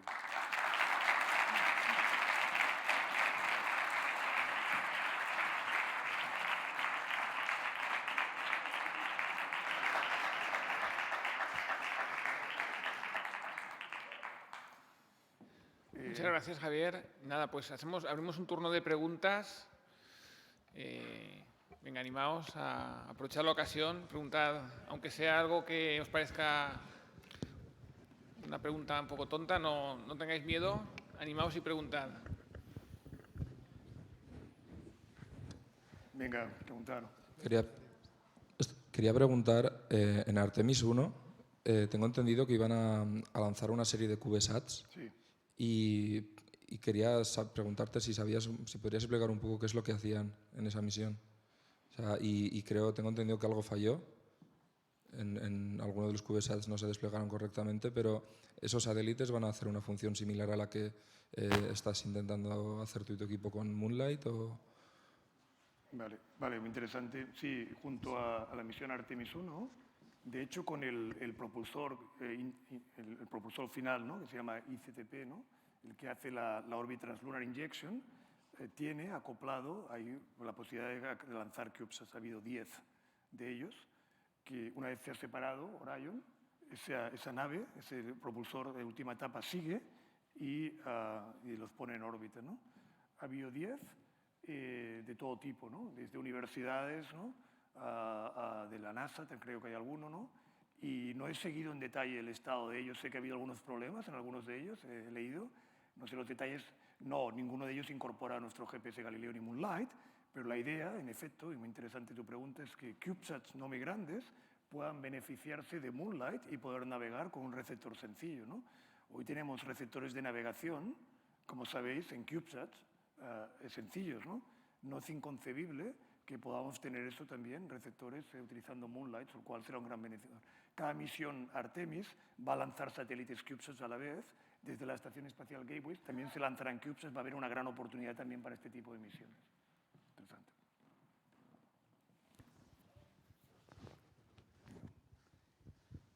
Vale, adelante. Buenas. ¿Desde hace cuánto tiempo te iba gustando el tema espacial? ¿Empezaste ya la carrera con el objetivo íntegro de dedicarte al mundillo? O no sé. Bueno, pues yo, aunque parezco joven, tengo 57 años y me dedico desde que empecé el trabajo profesional, ¿no?, cuando acabé la carrera en Barcelona, en la Politécnica de Cataluña. Luego he estudiado muchas más cosas, pero enseguida tuve la suerte de hacer un proyecto fin de carrera con la agencia espacial. Parece que no lo hice mal y me invitaron a quedarme y a partir de ahí pues hice mi carrera. Pues entonces, del año 89 hasta ahora, pues eso, ¿no? 34 años. Desde el 1 de marzo del 80 llevo 34 años en el sector espacial. Tu pregunta era, yo soy telecos, o sea que uno de los temas aquí es que todo tipo de ingenieros y muchos telecos trabajan en el sector espacial. En España hay una industria espacial importante, ¿no? Hay como 5.000 personas, muchos ingenieros de nuestra profesión y de otros tipos, ¿no? Espaciales y otro tipo de ingenieros, físicos, pero desde luego los telecos también, ¿no? Y es muy posible trabajar. Yo quería trabajar en espacio desde pequeño. Yo soy hijo de las misiones Apolo, ¿no? ¿Sabes? Aquellos que jugábamos con astronautas, ¿no? Yo nací en el año 65, la primera Apolo 11 es el 69, ¿no? Pues recuerdo, pequeño era, 4 años, no recuerdo ese día, pero sí recuerdo toda mi infancia jugar y ver misiones lunares y jugar con astronautas y querer dedicarme a eso, ¿no? Cuando yo tenía, en los años 80, se empezaban a lanzar los primeros satélites de telecomunicaciones europeos, los ECS, ¿no? Que luego dieron lugar a Eutelsat, ¿no? Y yo recuerdo ver esas noticias y asociar eso también con la carrera de telecomunicaciones y entonces estudiar telecos, pero con el convencimiento que me quería dedicar a eso, ¿no? Entonces, esta es mi historia y puedo decirte que con días más difíciles que otros me lo paso bomba, ¿no? He trabajado cada día en mi vida, es extraordinariamente interesante con gente mucho más brillante que yo, internacional, misiones al servicio de humanidad. Tú imagínate trabajar en Galileo, ¿no? Influyes en 8.000 millones de receptores, ¿no? Influyes en el 10% de la economía, o sea, es muy interesante al servicio de las más, ¿no? Pero también estás estudiando, pues yo qué sé, ¿no? Si existe vida en un exoplaneta, ¿no? O haciendo la primera colonización lunar, ¿no? O trabajando en el cuidado de nuestro planeta, ¿no? Midiendo las variables climáticas esenciales. Eso, yo creo que es un sector extraordinario. Nos toca, primer mensaje. En España hay gran industria, gran ciencia, y en Europa tenemos una agencia espacial del primer nivel, o sea, sin complejos. ¿Tenéis una pregunta por aquí? Sí. Mi pregunta está en parte relacionada con la suya y es ¿cómo acaba un ingeniero de telecomunicaciones trabajando en una agencia espacial? En plan, cuando acabas la carrera, ¿qué hay que hacer o qué pasos seguir para llegar a la agencia?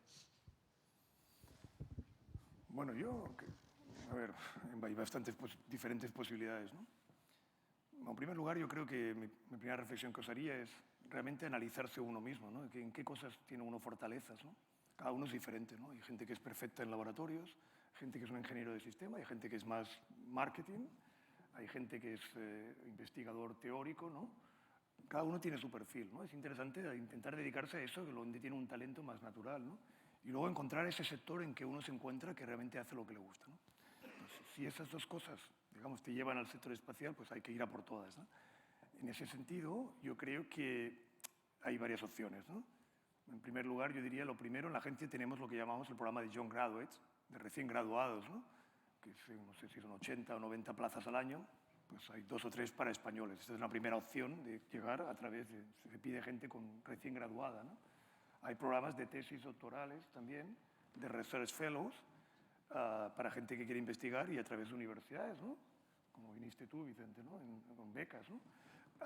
Pero aparte de eso, lo natural en la agencia es haber trabajado en la industria espacial europea primero, ¿no? Lo natural sería trabajar para una industria espacial. En España hay varias buenas, en Europa hay varias pero buenas. Un ingeniero de telecos se lo van a rifar en el sector, ¿no? Dedicarte al tema que te guste, buscar ese campo donde realmente crees que puedes disfrutar, ingeniero de sistema, o me gustan las antenas, yo quiero la electrónica de potencia, me gusta la inteligencia artificial y aplicarla a observación de la Tierra, en fin, encontrar tu tema, ¿no? Buscar esas industrias, ganar experiencia profesional, hacerse conocido, digamos, a la agencia, y luego con una cierta experiencia tienes posibilidades de presentarte a puestos en la Agencia Espacial Europea. Ahora vamos a abrir muchísimos puestos en la agencia. Como ha habido nuevos programas, hay toda una quinta que se va a jubilar, yo entre ellos en breve, ¿no? Y va a haber un recambio generacional, ¿no? Con lo cual son momentos donde va a haber oportunidades, ¿no? Entonces sería, ¿no? Hay contratistas también que trabajan para la agencia, empresas que nos mandan ingenieros para la agencia, que están físicamente con nosotros, que hacen un trabajo parecido, ¿no? Y que no son miembros de la agencia, pero trabajan en la agencia, y es otro esquema, ¿no? Hay muchas opciones, ¿no? Pero también está el New Space, hay iniciativa privada, y luego está el mundo de las aplicaciones, ¿no? O sea, mensaje es un sector con grandes posibilidades y los ingenieros de esta escuela, sin duda alguna, pueden trabajar perfectamente. Bueno.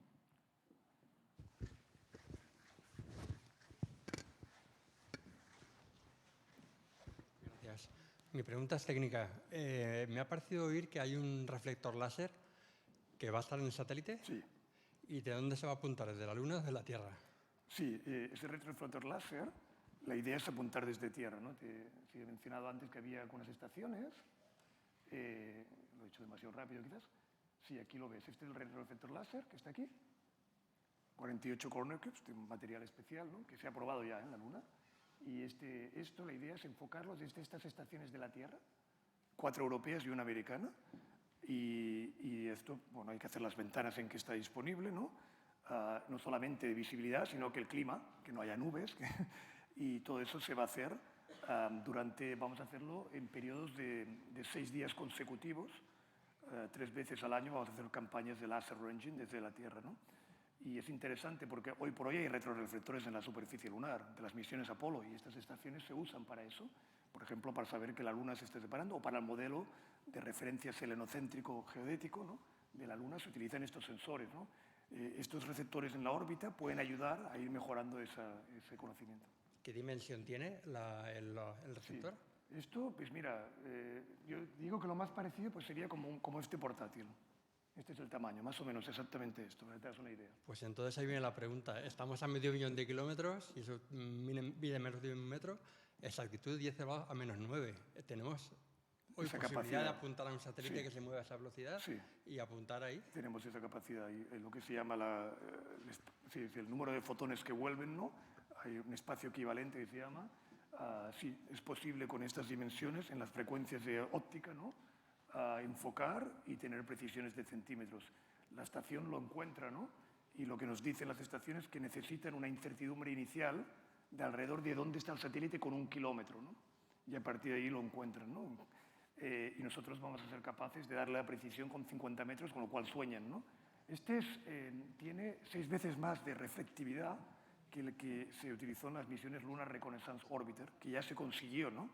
Con lo cual estamos convencidos, los expertos en el tema dicen esto es como el business class de retroreflectores y entonces sí, los experimentos, las simulaciones que tenemos, precisiones de centímetros. Parece difícil. Sí, la referencia de distancia al metro, la exactitud está por ahí, ¿eh? Sí. Bueno, hablan de decenas de centímetros, ¿eh? Esto es lo que están calculando. Bueno. Gracias. Yo no soy experto en el tema este concreto, pero sí, decenas de centímetros. Como sabes, en la Tierra tenemos precisiones, GPS y Galileo, del orden de milímetros. En las órbitas GPS y Galileo, con los reflectores láser, llegamos a precisiones de milímetros. Pues bueno, calcula, ¿no? 23.000 a 400.000 kilómetros. Centímetros es posible.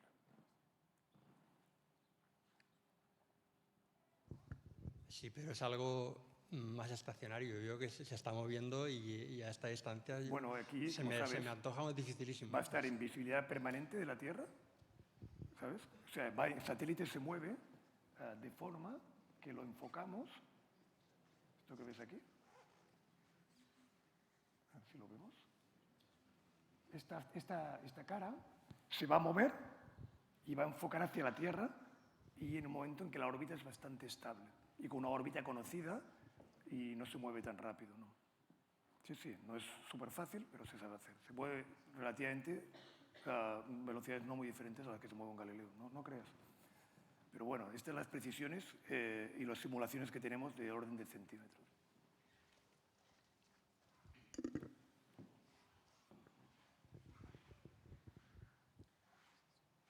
A lo largo de tu trayectoria profesional, ¿hubo algún momento en el que tú dijeras esto ya del espacio, todo esto ya no me llama tanto para seguir investigando y tuviste que estar ahí y luego volviste a retomar esa pasión, o has estado todo el tiempo con pasión y ganas? Bueno, yo creo que, a ver, una cosa importante es, como hablo con mis hijos, esto de la pasión hay que ponerle ganas, ¿no? Es decir, tampoco es aquello que me toca. A las cosas hay que ponerle ganas, hay dificultades en la vida, hay crisis existenciales, hay de todo, ¿no? Yo creo que es muy importante ser fuerte en el sentido de aceptar que hay momentos difíciles, ¿no? Autoconocerse, ser sincero, ¿no? Y superar los momentos difíciles y también saber cambiar, ¿eh? En mi caso, te he de decir que evidentemente no todo ha sido color de rosas, pero siempre he trabajado contento. Pero una cosa que quiero decirte, sinceramente, es prácticamente en cualquier tema que he trabajado, el principio de abundancia, ¿no? Que se suele decir, ¿no? Si entras con pasión y con ganas, encuentras cantidad de cosas divertidas, ¿no? Y hay muchas más opciones a las que uno piensa a veces, ¿no? Y a veces un prejuicio de esto a mí no me gusta, ¿no? También hay que saber, como digo, trabajar en aquello que tú haces mejor, porque es donde realmente te vas a encontrar a gusto. No tiene sentido que seas un investigador de integral triple si no te gusta y no eres bueno en eso, vas a amargarte, ¿no? O no tiene sentido que a lo mejor hagas de comercial si justamente te gustaría hacer investigación detallada, ¿no? Entonces yo creo lo que he buscado a través de mi carrera es siempre dedicarme a aquellas cosas en las que creo que lo puedo hacer mejor. Y entonces como no lo haces mal, porque te gusta, entonces la pasión se acerca y a partir de ahí, si tienes un espíritu con ganas, todo va bien. Yo creo que la clave es encontrar eso, pero también saber mirar. Pero en mi caso, sinceramente, te he de decir con cierto orgullo, ¿no? Que siempre he estado contento de trabajar en mi sector, muy contento. Muchas gracias. ¿Alguna cuestión técnica o queráis? Una foto de todos contigo, Javier. Bueno, si queréis, ¿no? Aquí la mayoría que sois ingenieros, ¿de qué? Hay una parte importante de telecos, ¿no? ¿Y hay otros ingenieros? Hay físicos, ¿no? Matemáticos, ¿no? Ahí tenemos la agencia de físicos, tenemos matemáticos, ingenieros, ¿no? Es importante también ver eso, ¿no? Buscamos talento, ¿no? En el fondo lo que se busca es talento, ¿no? Lo interesante del sector espacial también es que hay gente con mucho talento, ¿no? Yo te digo, yo tengo el convencimiento que trabajo con gente más brillante que yo todos los días, vaya. Mucho más brillante. Una pregunta. En relación a cuando te preguntó el chico sobre acceder a la Estación Espacial Europea, has dicho que en España hay un fuerte sector de la aeronáutica aeroespacial. ¿Qué empresas hay así que hay en España? Porque no conozco, por saber. No quiero hacer publicidad, pero bueno, vas a lo que se llama TEDAE, se llama la organización TEDAE de Empresas de Aeronáutica y Espacio, en la página web TEDAE, y vas a la sección de espacio, creo que se llama ProEspacio, y verás un directorio de unas 25 empresas, ¿no? En fin, las grandes conocidas son los grandes grupos industriales Airbus, tenemos Airbus en España, y Thales, ¿no? En España, pero tenemos empresas, bueno, pues ya os conocéis, ¿no? Pues Deimos, GMV, Sener, ¿no? Y empresas más pequeñas, Das Photonics en Valencia, por ejemplo, ¿no? Importante, ¿no? Hay varias empresas. De nuevo, análisis de dónde me quiero dedicar, ¿no? Estas empresas, hoy por hoy una cosa interesante es deciros que yo creo que ya no es concebible una misión en la agencia sin la participación de la industria española. Yo casi no considero que haya misiones, pocas habrá, en que España ya no participe y que incluso no, en algunos casos, lidere, ¿no? Esto era inconcebible hace 20 años que España liderara misiones, ¿no? Pues ahora es el caso, ¿no? O sea, España tiene una industria en estos momentos, la cuarta industria de la Unión Europea, ¿no? En el sector espacial, capaz de construir un satélite completo, de operarlo, del segmento terreno, de participar en todos los lanzadores, de operarlo, ¿no? También con operadores como Hispasat o Hisdesat, o sea que tenemos, y todo el mundo aplicativo. O sea que yo creo que hay trabajo, pero muchas de estas empresas ya son todas internacionales. No sé si el 80% de lo que produce nuestra industria espacial es exportar, ¿no? Y trabajan para contratos europeos, o bien para contratos comerciales, o bien para la agencia, ¿no? Y el New Space también en España está surgiendo con cierto interés, ¿no? Como sabéis, lanzadores, ¿no? Y bueno, pues vamos a ver, ¿no? Pero también te puedes ir a Europa, ¿no? Y volver, y hay teletrabajo ahora, o sea, hay muchas opciones, ¿no? Pero sí, la pregunta es, míralas en TEDAE, como te digo, y verás que hay un buen grupo de empresas, y si quieres hablar conmigo más en un sector concreto, te cuento mejor. Muy bien, pues si no hay más preguntas, os pido que nos levantéis, digo dos cosas y nos vamos, pero antes Marcos quiere hacernos una foto, pero para terminar simplemente agradecer la organización del acto, la ayuda prestada a Vicente, que nos ha hecho el enlace con Javier, a Marcos, a Ana. Agradecer de nuevo a Javier el honor de haber podido contar con él y que nos cuenten en primera persona todos estos proyectos. El objetivo que perseguíamos desde la dirección de la escuela con la organización de esta charla, yo creo que lo hemos cumplido con creces. Uno de ellos era que nos contaran en primera persona estas noticias que probablemente dentro de unos años iremos viendo en televisión cuando empiece a haber los primeros seres humanos de nuevo en la Luna, pues podremos los que hemos estado aquí decir, pues mira, a mí me lo contó una persona que está liderando a nivel europeo este tipo de proyectos, me lo contó antes de que sucediera, yo me he sentido partícipe de todo esto, creo que es súper motivador, era otro de los objetivos, motivaros, cuando alguien os cuente en clase lo que es un filtro de Kalman, pues igual os acordáis de Javier, los que todavía no os lo han explicado y diréis, pues eso sirve para algo, ¿no? O las antenas o todo este tipo de cosas. Yo creo que cuando la humanidad atraviesa crisis, la mejor manera de salir siempre es con el avance científico y tecnológico. Es el lema de esta universidad, de Ex Technica Progressio, ¿no? Al progreso a través del avance tecnológico. Y bueno, espero que os haya resultado motivador. Aquellos que os veo interesados en el sector espacio, porque habéis hecho alguna pregunta, Javier, en ese sentido, deciros que con la Agencia Espacial Europea hay varios profesores que tienen mucha relación en nuestra escuela. Uno de ellos es Vicente, que podéis acudir a él, seguro que os aconseja muy bien. Deciros también que hay un grupo de generación espontánea en nuestra escuela que está hace poco en la Agencia Espacial Europea y que está preparando un proyecto relacionado con CubeSats, por si os animáis a participar también. Y nada, no os entretengo más. Muchísimas gracias por asistir y nada, ahora hacemos la foto. Gracias, Javier.